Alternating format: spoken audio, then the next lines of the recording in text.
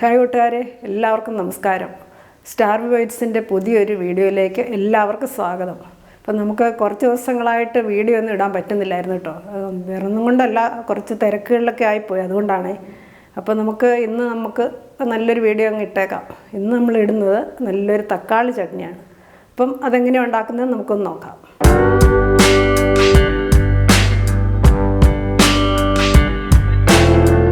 അപ്പോൾ നമ്മുടെ തക്കാളി ചട്നി തയ്യാറാക്കാനായിട്ട് ഇവിടെ ഒരു 2 തക്കാളി, ഒരു ഇടത്തരം വലിപ്പമുള്ള 2 തക്കാളി അരിഞ്ഞ് വെച്ചിട്ടുണ്ട്, 2 ചെറിയ സവാള അരിഞ്ഞ് വെച്ചിട്ടുണ്ട്, ഒരു 2 പച്ചമുളക്, 2 അല്ലി വെളുത്തുള്ളി, ഒരു കഷ്ണം ഇഞ്ചി, പിന്നെ കുറച്ച് കറിവേപ്പില. അപ്പോൾ ഇത് നമുക്ക് ആദ്യം ഒന്ന് വഴറ്റിയെടുക്കണം. അപ്പോൾ നമ്മൾ ഒരു പാൻ എടുത്ത് വെച്ചിട്ടുണ്ട്, തീർച്ചയായും ഇതിലേക്ക് നമുക്ക് കുറച്ച് എണ്ണ ഒഴിച്ചു കൊടുക്കാം. ഒരു 2 സ്പൂൺ എണ്ണ ഒഴിച്ചു കൊടുക്കാം.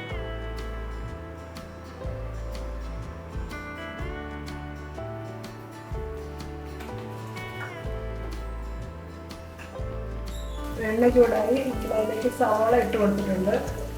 കൂടെ തന്നെ നമുക്ക് ഇഞ്ചി, വെളുത്തുള്ളി, പച്ചമുളക്, കുറച്ച് കറിവേപ്പില എല്ലാം ഇട്ട് കൊടുക്കാം.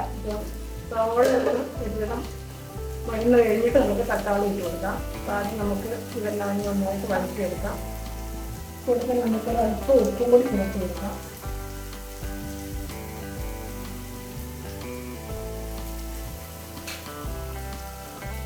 നന്നായിട്ട് നമുക്കൊന്ന് വഴറ്റിയെടുക്കാം.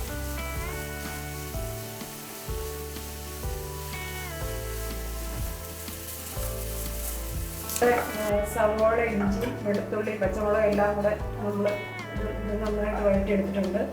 ഇനി നമുക്ക് അതിലേക്ക് തക്കാളിയും കൂടി ആഡ് ചെയ്ത് കൊടുക്കാം. തക്കാളിയും കൂടി ചേർത്ത് നമുക്ക് ഇതിനോട് നന്നായിട്ട് വഴറ്റിയെടുക്കാം.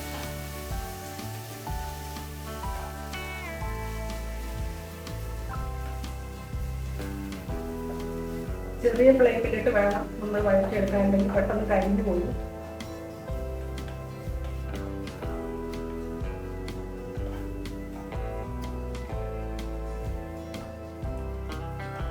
നമ്മുടെ തക്കാളി, സവാള, ഇഞ്ചി, പച്ചമുളക് എല്ലാം കൂടെ നമ്മൾ നന്നായിട്ട് വഴറ്റിയെടുത്തിട്ടുണ്ട്. ഇനി നമുക്ക് ഇതിലേക്ക് ഒരു ടീസ്പൂൺ മുളക് പൊടിയും കൂടി ചേർത്ത് കൊടുക്കാം.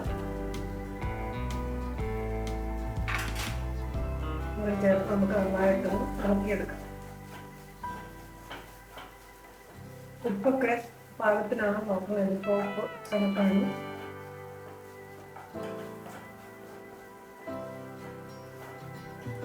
മുളക് പൊടിയുടെ പച്ചമണം മാറുന്നത് നമുക്ക് നന്നായിട്ട് ഇളക്കി കൊടുക്കാം.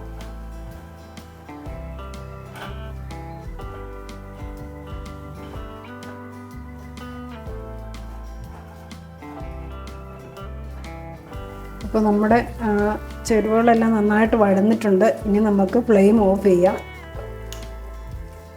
ഇത് ആറിക്കഴിഞ്ഞിട്ട് നമുക്ക് മിക്സിയുടെ ജാറിലേക്ക് മാറ്റാം.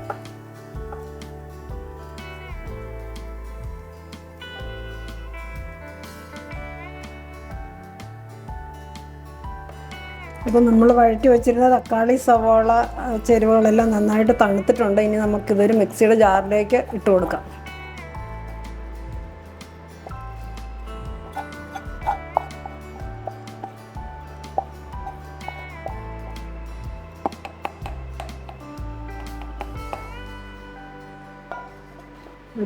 കുറച്ച് വെള്ളം കൂടി നമുക്ക് ആഡ് ചെയ്ത് കൊടുക്കാം. ഒത്തിരി വെള്ളം ഒഴിക്കരുത്.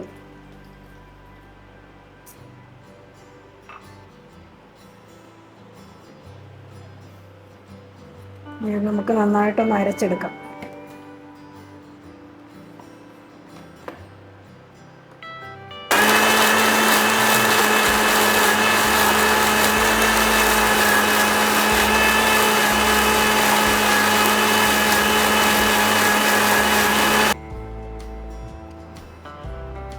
അപ്പം നമ്മുടെ ചട്നിയൊക്കെ നന്നായിട്ട് അരച്ചെടുത്തിട്ടുണ്ട്.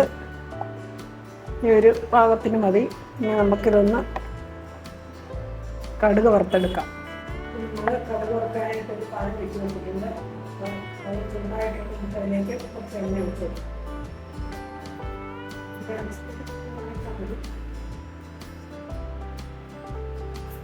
അപ്പോൾ എണ്ണയൊക്കെ ചൂടായിട്ടുണ്ട്. നമുക്കതിലേക്ക് കുറച്ച് കടുക് ഇട്ട് കൊടുക്കാം.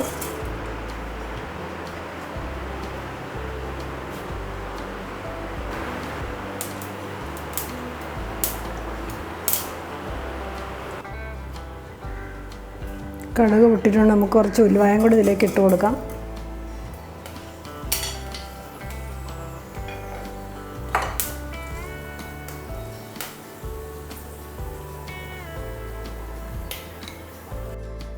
കടുക് ഉലുവയൊക്കെ നന്നായിട്ട് പിടിച്ചിട്ടുണ്ട്. ഇനി നമുക്ക് ഇതിലേക്ക് ചെറിയുള്ളി അരിഞ്ഞ് വെച്ചിരിക്കുന്നത് ഇട്ട് കൊടുക്കാം.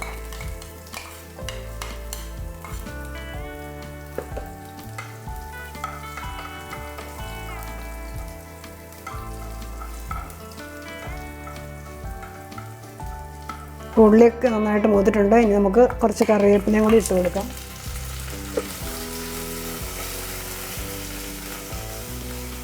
ഇനി നമുക്ക് നമ്മൾ അരച്ച് വെച്ചിരിക്കുന്ന ചട്നി ഇതിലേക്ക് ഒഴിച്ചു കൊടുക്കാം.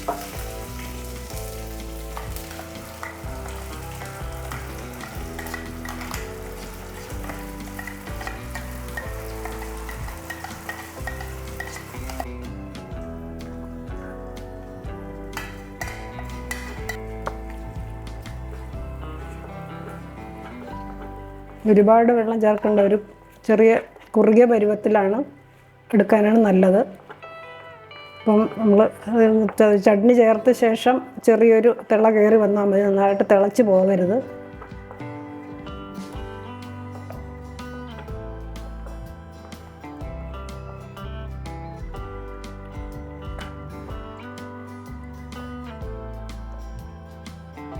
ചെറിയ തിള വന്നിട്ടുണ്ട്. നമുക്ക് സ്റ്റൗ ഓഫ് ചെയ്യാം.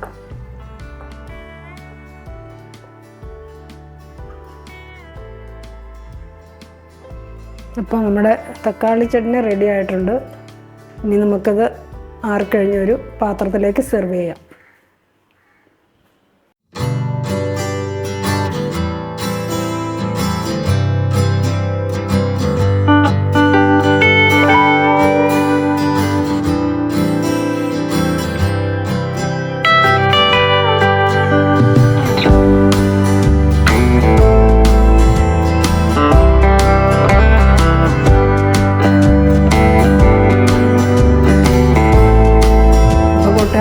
നമ്മുടെ ഇന്നത്തെ തക്കാളി ചട്നി എല്ലാവരും ഒന്ന് ട്രൈ ചെയ്ത് നോക്കുക കേട്ടോ.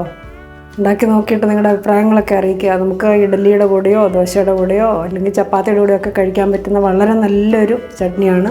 എല്ലാവരും ഒന്ന് ട്രൈ ചെയ്ത് നോക്കിയിട്ട് നിങ്ങളുടെ അഭിപ്രായങ്ങൾ അറിയിക്കുക. വീഡിയോ ഇഷ്ടമായെങ്കിൽ നമ്മുടെ ചാനലൊന്ന് സബ്സ്ക്രൈബ് ചെയ്യുക. അതോടൊപ്പം നിങ്ങളുടെ കൂട്ടുകാരിലേക്കൊക്കെ ഒന്ന് ഷെയർ ചെയ്യാനും മറക്കരുത്. അപ്പം നമുക്ക് അടുത്ത നല്ലൊരു റെസിപ്പിയായിട്ട് കാണുന്നവരെ എല്ലാവർക്കും ബൈ.